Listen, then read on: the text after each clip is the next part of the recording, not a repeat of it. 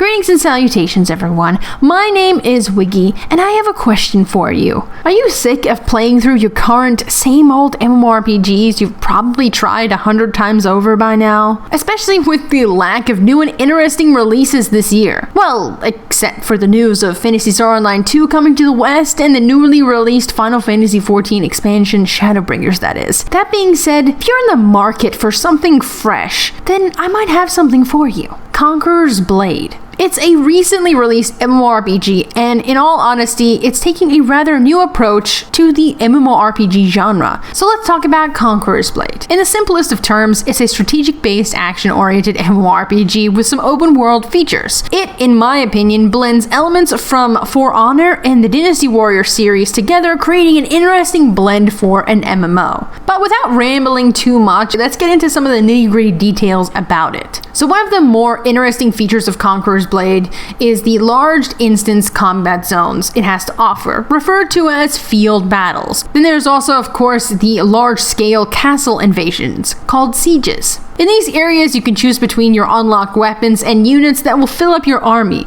In battle, you can freely command your hired units to do your bidding, be it unleashing a volley of arrows from your hired archers so that you might be able to push through a choke point, or by using your melee troops to defend your base. Now, something to note is that in Conqueror's Blade, your general is not that special, at least not at the beginning. You're no mystical being that can sweep hundreds of troops into the air with one swing. Conqueror's Blade is somewhat grounded in reality, and therefore you can easily be routed by enemy troops. So rushing headfirst, swinging your weapon around in a flailing motion like you're some kind of fish may seem appealing to you at the time, and it might even work sometimes. But generally, strategy is where this game is about, so planning your rushes and attacks is advisable. But at the end of the day, do whatever makes you happy, even if that is becoming a flailing fish. I've done it, and I'm sure you guys will do it as well.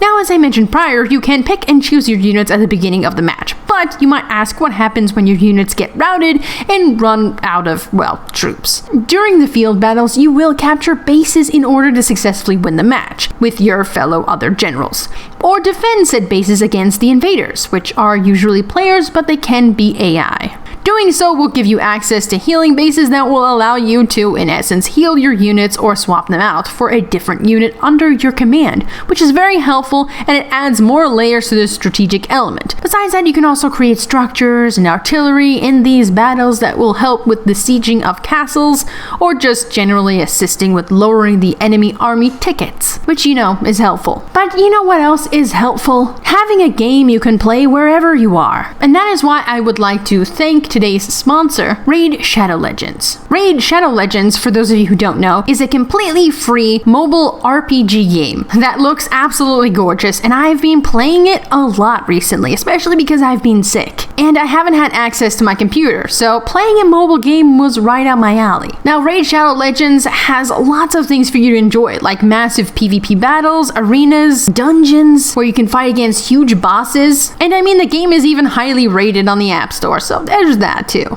There's even a new player program which will reward you with 500,000 silver and a free epic champion just to start out. So guys, if you are interested in Raid Shadow Legends, there will be a link in the description for you to use so that you can try out this game. It's definitely worth a download, especially if you're bored. And I was very bored and very sick, so this was a lifesaver. Anyway, let's get back to Conqueror's Blade, shall we?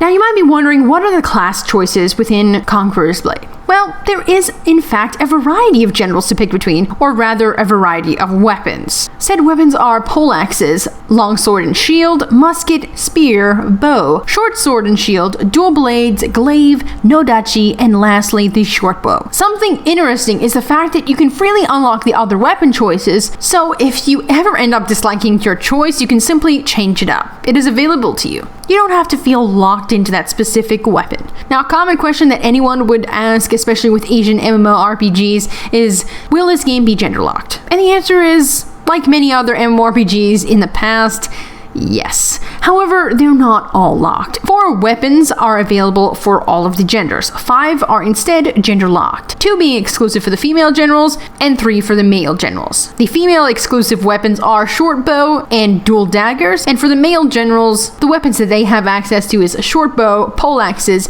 bow, and spear. Now, besides the weapon locking, which for once seems like a minor issue, at least for me, all of the weapons have their own skill trees. So you're not simply hacking away at your enemies, you've actually got weapon skills to use, and stats that heavily affect your proficiency in battle. Now, besides your preferred starter weapon for your general, you also have your attributes that can be placed in at each level. Now, without boring you with the details of each statistic, they do pretty much as described. But if you want a more detailed example of what all of the attributes do, you can easily find it on the wiki page. But besides leveling up your general, you will of course need armor, and armor will magnify your stats, which is pretty standard stuff for an MMORPG, I must say. But it is something that I should mention, especially when you do have to PvP against other generals. You should keep in mind that you may face against higher level, better geared generals, and it may make the game feel a little unbalanced, and I have seen that happen. And you can even see it on the Steam page. But keep in mind, you're not always going to be fighting against really good geared high level generals. So the next thing I would like to talk about is there is actually a huge world in Conqueror's Blade to explore,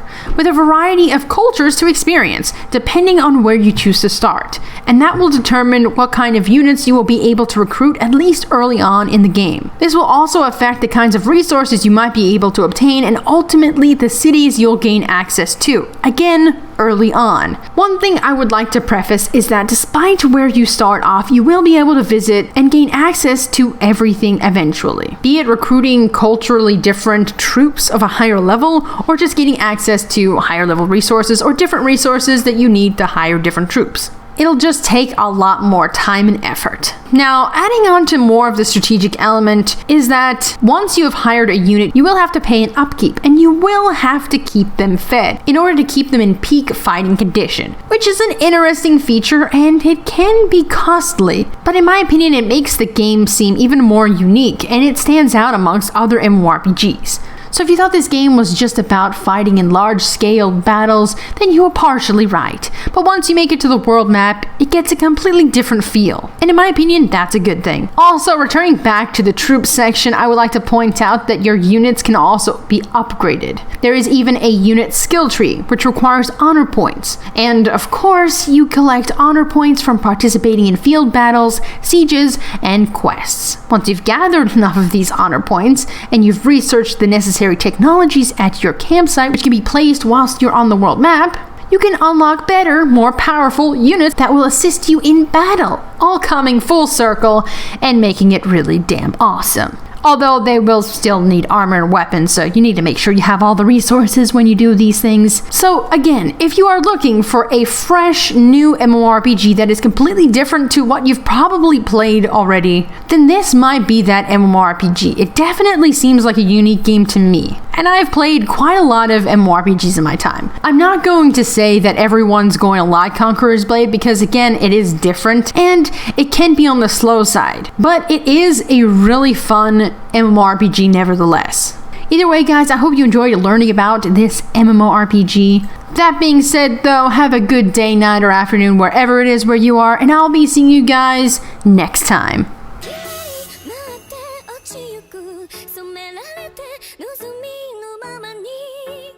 口づけくらいじゃ誰